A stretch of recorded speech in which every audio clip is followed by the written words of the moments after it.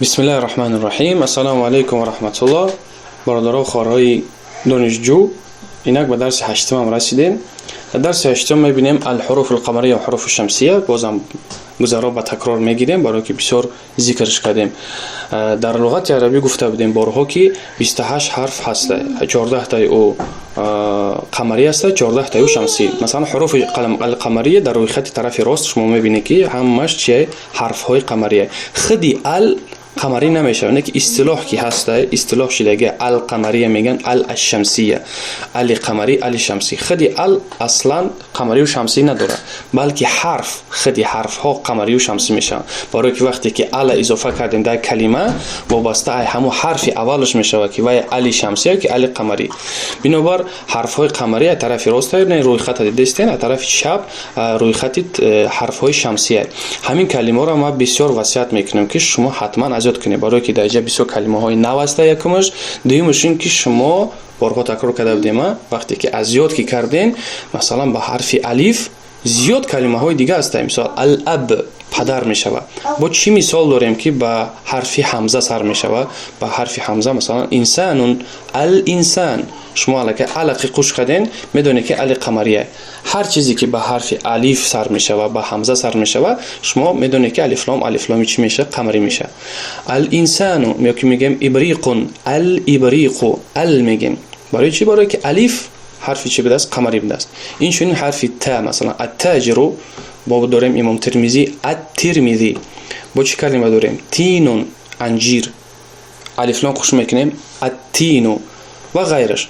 بنابر همین کلمه را که شما اگر از یاد کی کردین، حتما هم ذخیره لغویتون زیاد میشه، هم شما قیاس کردن میتونید و باقی مونده کلمه های نوی که در آینده از یاد میکنید. خب میخونیم الابو پدر، البابو در. البته روی خط طرف راست همش حرف های چه؟ قمریه، حروف القمریه. الجنت جیم، جنت بهشت. چهارم الحمار خر، خا. الخبز نان میشه، الخبز نان میشه. رغیف میگن، رغیف نیک ساخت چپاتیه، چپاتی میدک. الخبز. عین، العین، عین چشم میشه، عضو بدنی انسانه. العین چشم.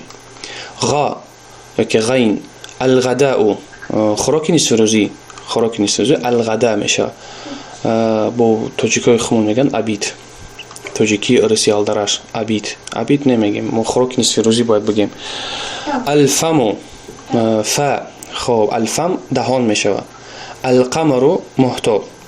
الکلب سگ. الماء آب. الولد پسرک. الهواء هوا، همون هوای نفس میکشیدگی. الید دست. خب حرفای قمریه خواندیم الکی برای شما در عهده شما فقط ازاد کردن شد. حروف الشمسیه، الحروف الشمسیه، حرفهای شمسی. التاجر سوداگر، تجارتگر. الثوب کرته، کرته درازی مردانه، کرته درازی مردانه که میپوشن، خاصتا حاجی ها بسیارترش میپوشن در حج، که عموما هر مسلمان میتونه همون کرته بپوشه. کرته درازی، کرته سفیدی که میپوشن همون را ثوب میگن. الثوب چه بوده است؟ شمسی بوده است. ببینین ال نمیگیم، الثوب نمیگیم، الثوب. حرف دال الدیک خروس. الذهب طلا میشه، الذهب طلا میشه. الرجل مرد. زای الزهرة، الزهرة گل میشه، گل. سین السمك ماهی.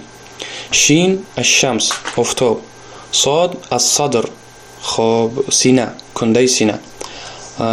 الضاد الضيف مهمان، الضيف مهمان میشه. ببینید الضيف نمیگیم الضيف، چون که ضاد چه بوده است؟ حرف شمسیه. رسول اکرم صلی الله علیه و سلم در حدیث مشهور میگه من کان یؤمن بالله والیوم الاخر فلیکرم ضیفه. هر کسی به الله و روز قیامت ایمان دارد پس خوشنوازی کند مهمانش را. و یکرم ضیفه. طا الطالب دانشجو. ظا الظهر، یکی الظهر، نعم الظهر پشت میشه، یعنی جزء انسان، عضو انسان، پشت. اللحم لام، لحم گوشت میشه، خمانم لحم میگیم، گوشتی به استخوان لحم. نون النجم ستاره. خب الصدر در قرآن بسیار میگه صدر با معنای یعنی دلها. فی صدورهم فی صدور الناس، در دلهای انسان، در کنده سینه انسان شاید دل جایگیر است. بسیارتر صدر در قرآن با معنای دل میآید.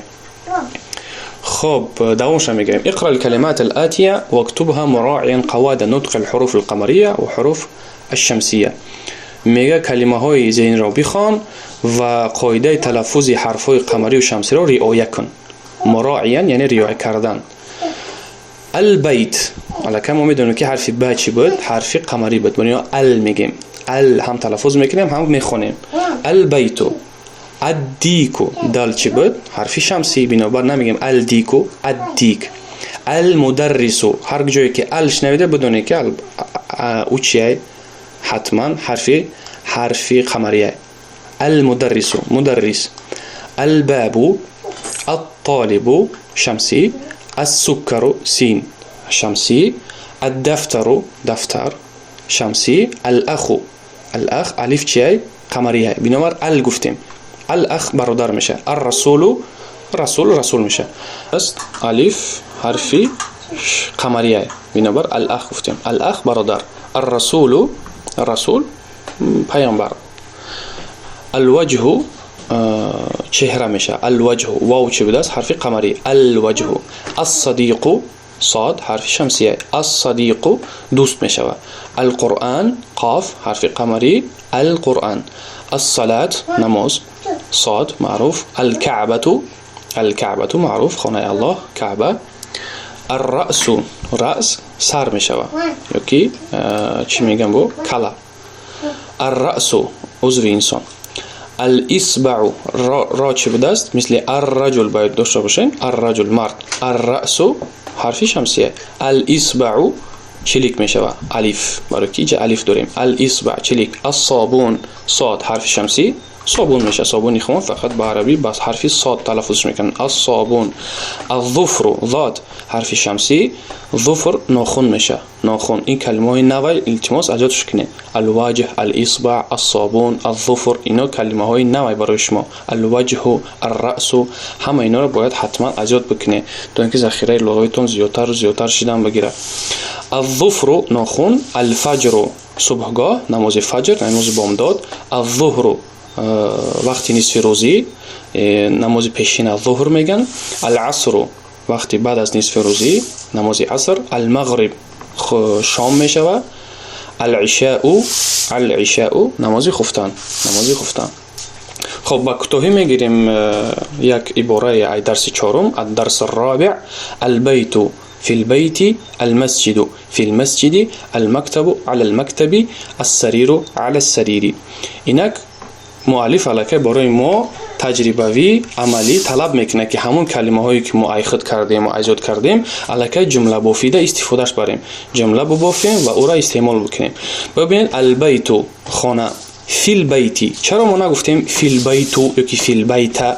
چون که ما در حرف جر رسیدیم. فی و علی اینا را در زبان تاجیکی میگن پیشایند. فی به معنای در میشه و علی به معنای بر میشه، یعنی بر بالای چیزی. وظیفه هر دو همین پیشاینده یعنی فی و علی در عربی چی است؟ پیدا کردن کسره است. پیدا کردن کسره در آخر اسم. پیدا کردن کسره در آخر اسم. فی البیت. برای که فی البیت میگیم، نمیگیم فی البیت. چرا؟ برای که فی حرف جر است. البیت اسمی مجرور. اسم مجرور. وقتی که اسم مجرور کشید حتما در آخر او کسره پیدا میشه. فی و علی به زبان عربی چه بوده است گفتیم؟ جر. حرفی جر.